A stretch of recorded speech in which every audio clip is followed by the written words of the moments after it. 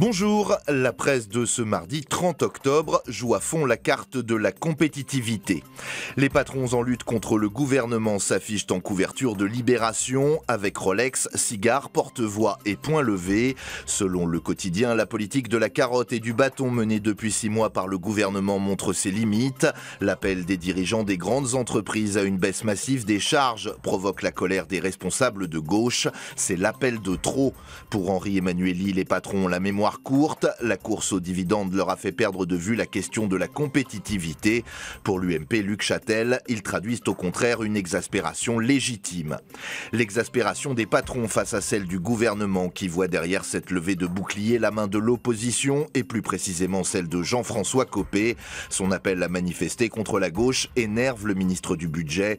À l'UMP, on espère resserrer les rangs en invoquant le souvenir du rassemblement géant de 1984 en faveur de l'école libre et contre Mitterrand. Face à toutes ces attaques et ces critiques, le Premier ministre Jean-Marc Ayrault monte au front dans Le Parisien en s'adressant directement à ses lecteurs. C'est difficile de gouverner, mais je n'ai pas peur. Jean-Marc Ayrault fait le gros dos face aux critiques, mais il n'hésite pas à égratigner les 35 heures. Sur le temps de travail, il se déclare sans dogme et sans tabou. Le monde du travail est celui de l'entreprise mise à nu par les révélations au Monde de l'ancien monsieur sécurité d'IKEA.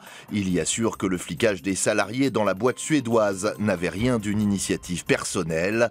À l'étranger, on retiendra ces images impressionnantes du passage sur New York et la côte est des États-Unis de la terrible Sandy, un ouragan meurtrier qui a bousculé la campagne électorale entre Obama et Romney.